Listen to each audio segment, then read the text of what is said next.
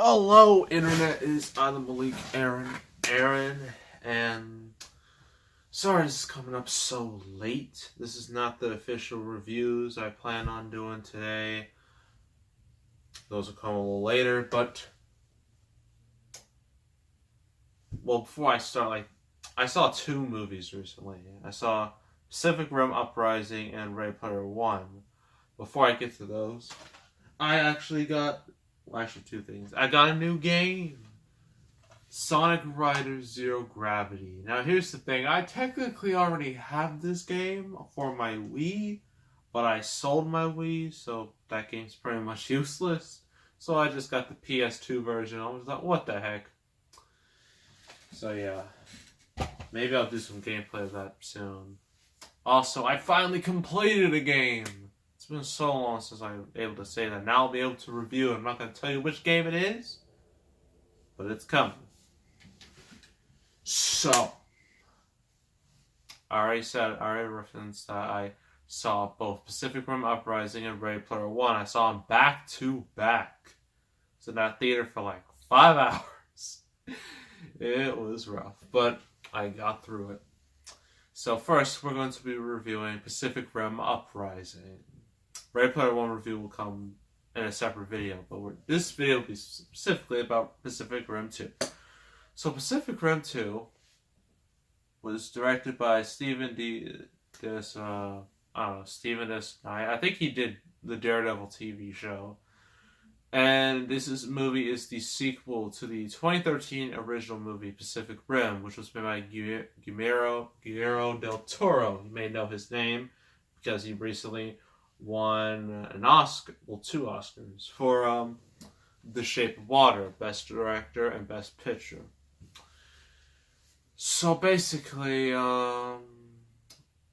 Universal took his franchise, the thing he made, and decided to just make it their own. There's like almost no connection between the two, other than the fact that it's like 10 years apart.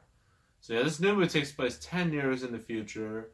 You got John Boyega as Idris Elba's character's son. Remember Idris Elba from the original? Like, we will cancel the apocalypse. They even referenced that same speech in the movie.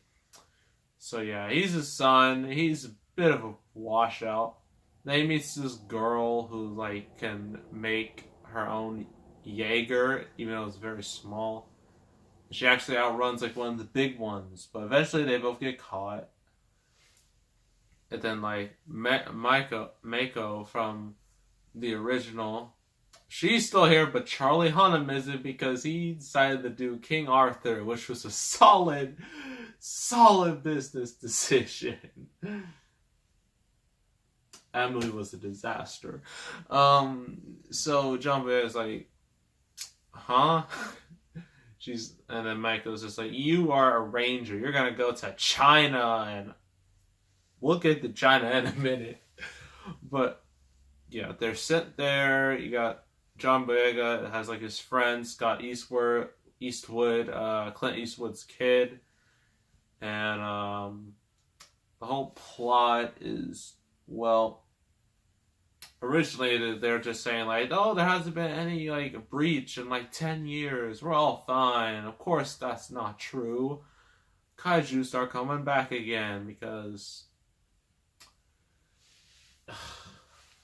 I don't want to talk about this movie anymore. It's so terrible. It's so bad. You know what? Screw a review. Let's rant about this movie. I haven't had a good rant in a while. Pacific Rim Uprising sucks. It's terrible. It is so much worse than I thought it was going to be. And let me explain why. Because there's a lot to go through. First off, the characters. I don't care about any of them. If you don't have characters that you care about, they're boring. Or they're just either stereotypes or they're just there. In John Boyega, he gives the best performance, but he's just nothing to him. Like, there's nothing like you can root. You can't really root for anyone because you don't know anyone. Yeah, John Boyega is the best, but even then, he's still bland. Then you got the girl he meets, and I'm like, this is looking awfully familiar, and I got flashbacks of Transformers 5 with this girl. She's by herself. She has a robot. Well, not really.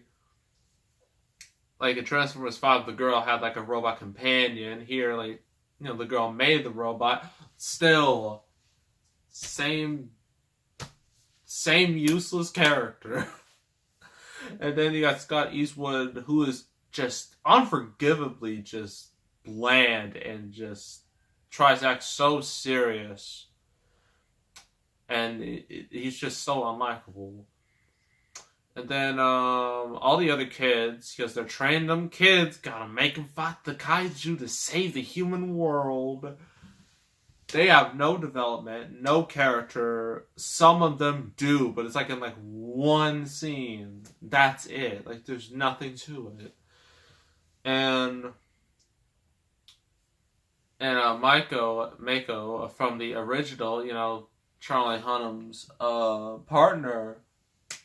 Spoiler alert, she's dead. They killed her off, and I'm like, wow. There goes my interest. They killed her off.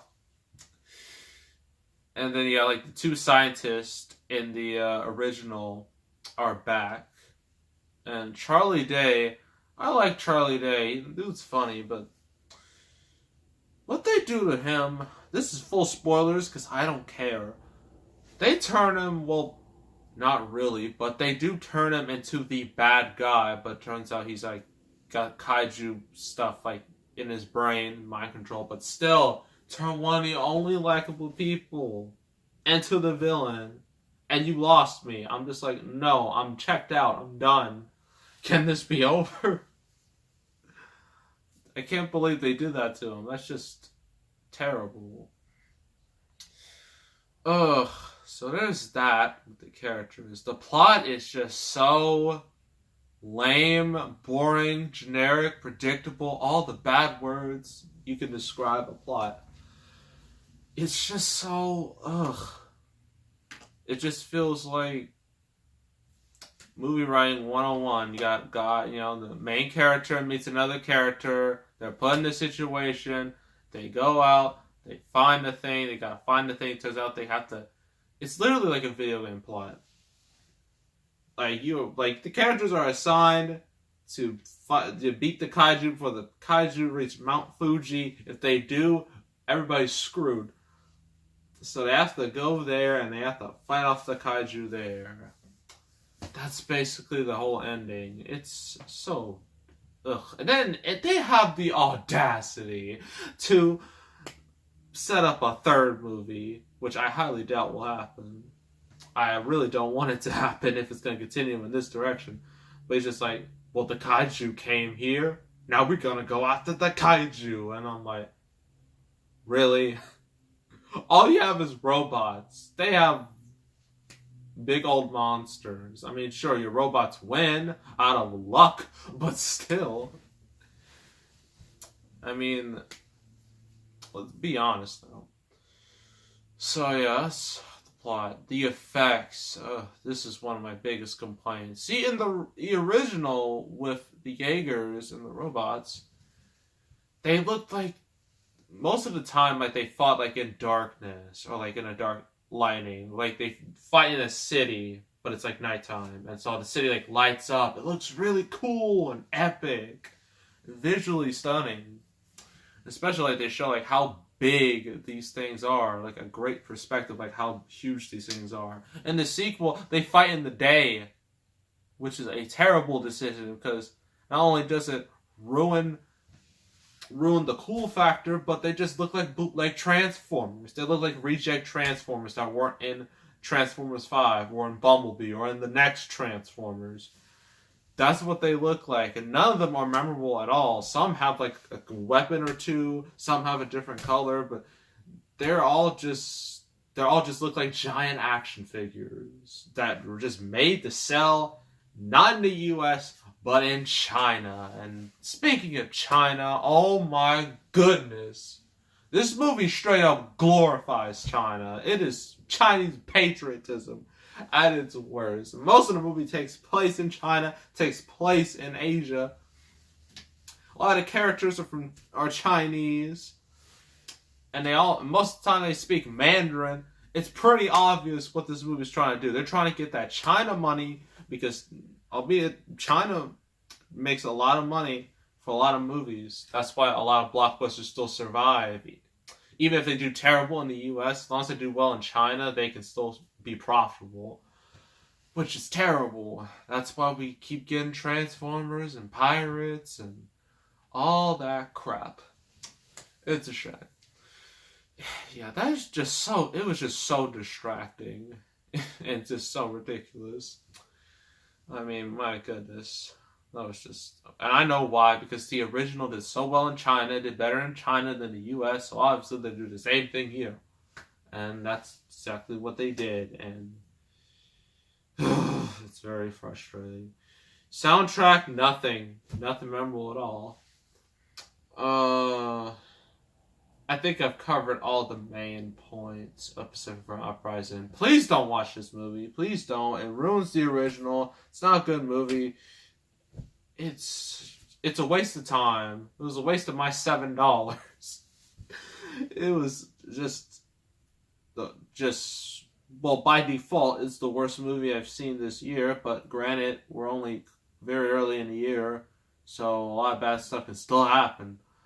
But that movie was just bad. I'm giving it a 3 out of 10. Please don't watch that movie. It's not good. I highly do not recommend it. Even if you're a huge fan of the original, I still don't recommend it to you. So that was Pacific Rim Uprising. And now, so the next video likely will be my Ready Player One review. So stay tuned for that. So make sure to subscribe, like this video, leave a comment. I will see you all next time, and I am out.